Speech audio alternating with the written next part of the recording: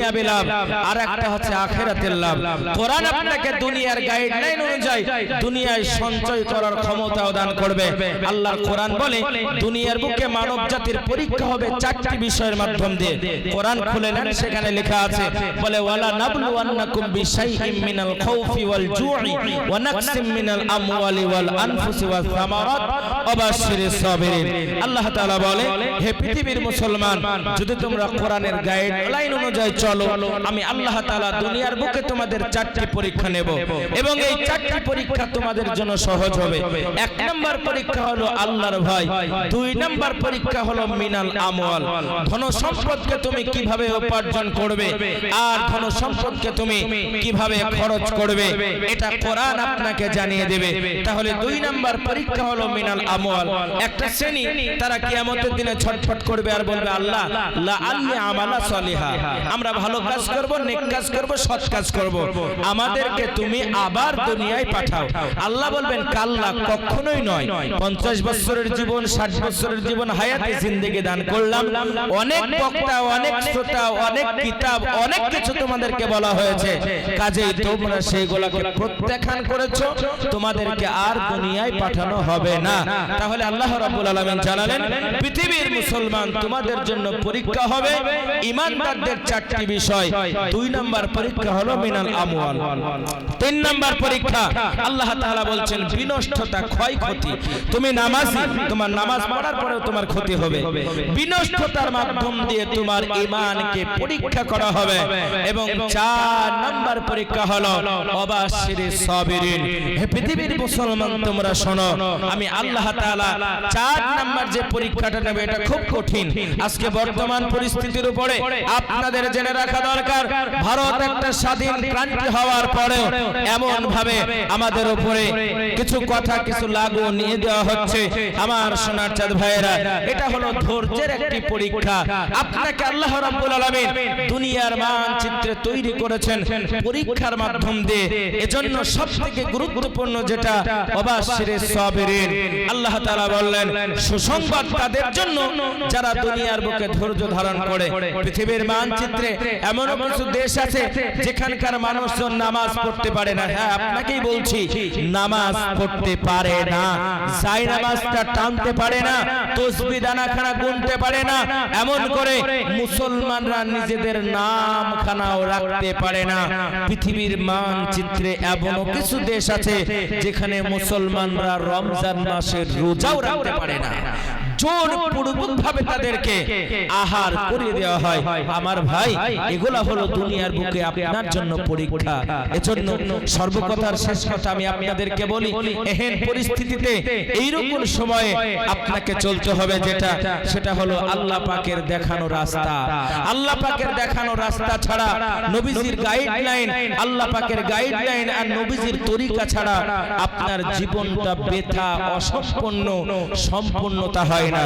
এজন্য সম্মানিত উপস্থিতি সোনার চাঁদ ভাইয়েরা, আসুন রোনাল্ডোর প্রেমে না পড়ে, মেসির প্রেমে না পড়ে, বিভিন্ন ধরনের ক্রিকেটার, সিনেমাটিক্সের প্রেমে না পড়ে আপনি প্রেমে পড়ুন আপনার নবীজির। আল্লাহর কোরআন বলে, লাকাদ কানা লাকুম ফি রাসূলিল্লাহি উসওয়াতুন হাসানা। দুনিয়ার মানুষ, আদর্শ যদি নিতে চাও, ফলো করো তোমার নবীর উপরে। তোমার নবীর মতন আদর্শবান নেতা দুনিয়ার বুকে আর একটাও কেউ তৈরি হয়নি। একবার জোরে বলুন সুবহানাল্লাহ।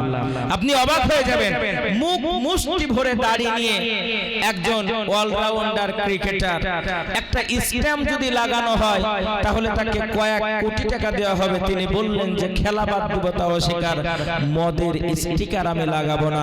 পৃথিবীর মানচিত্রে হাসি মামলার নামটা বাড়লো না কমলো? জোরে বলেন, জোরে বলেন, বাড়লো না কমলো?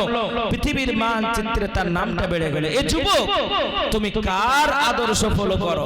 তোমার চুলের কাটিংটা কেন ব্রাজিলের নেইমারের মতো অভব্য, অন্যায়, অবিচার, নিরীহ তুমি নিষ্ঠুর যুবক, তুমি ইসলামের কোনো কাজে আসো না।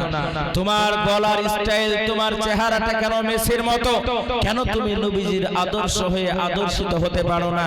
কেন তুমি দাড়ি রাখতে পারো না? কেন তুমি টুপি পরতে পারো না? কেন তুমি পাঞ্জাবি পরতে পারো না? কেন তুমি নামাজ পড়তে পারো না? কেন কেন কেন? এই কেন একটাই উত্তর হলো, তুমি গুনাহ করো তাও তুমি বুঝতে পারো না যে তুমি গুনাহ করছো। তুমি অন্যায় করো তাও তুমি বুঝতে পারো না যে তুমি অন্যায় করছো। কেন জানো? তোমার মধ্যে সেই বোঝার ক্ষমতাটা নাই। আস্তে আস্তে ঈমান নামক বস্তুটা তোমার কাছ থেকে হারিয়ে গেছে। এমন একটা সময় আসবে তুমি তওবা করবে, লাউলা তাস্তাগফিরুনা ৭০ মাররা ওয়ালা ইয়াগফিরুল্লাহু যুনুবা। আল্লাহ নবী বলছেন মানুষ ৭০ বার করে তওবা করবে, তারপরেও তার তওবাকে কবুল করা হবে না।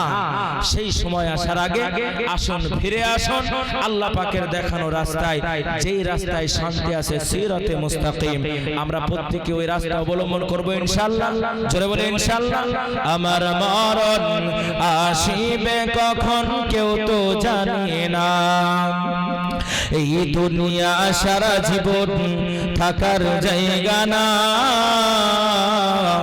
অন্ধকার কবর যে আমার আসল ঠিকানা, এই দুনিয়া সারা জীবন থাকার জায়গা না,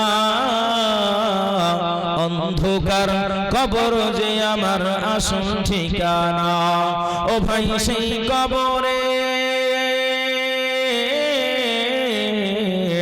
ও ভাই সেই কবরে আত্মীয় স্বজন কেউ সঙ্গ দেবে না, আমার মরণ আসিবে কখন কেউ তো জানে না। ত্রিমোহিনীর মুসলমানেরা কি কখনো মরবে না, মরে দেখো সাদের বিবি সঙ্গ দেবে না।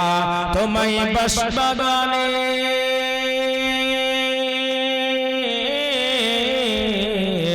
তোমায় বাসবাগানে কোন স্থানে রেখে আসবে কেউ সাক্ষী দেবে না, আমার মরণ আসিবে কখন কেউ তো জানে না। এই দুনিয়া সারা জীবন থাকার জায়গা না, অন্ধকার কবর যে তোমার আসল ঠিকানা। ও ভাই আমি মুখলেসর করি যে ভাই করি বর্ণনা, এই দুনিয়ায় আমল ছাড়া কেউ সঙ্গী হবে না। নামাজ পড়ো রোজা রাখো ফিরে এসো না, তওবা ছাড়া তোমার জীবন সম্পূর্ণ হবে না। নারে তাকবীর। আল্লাহ রাব্বুল আলামিন আমাদের সকলকে কবুল করুক। আসসালামু আলাইকুম ওয়া রাহমাতুল্লাহি ওয়া বারাকাতুহু। ওয়া আলাইকুম আসসালাম ওয়া রাহমাতুল্লাহি ওয়া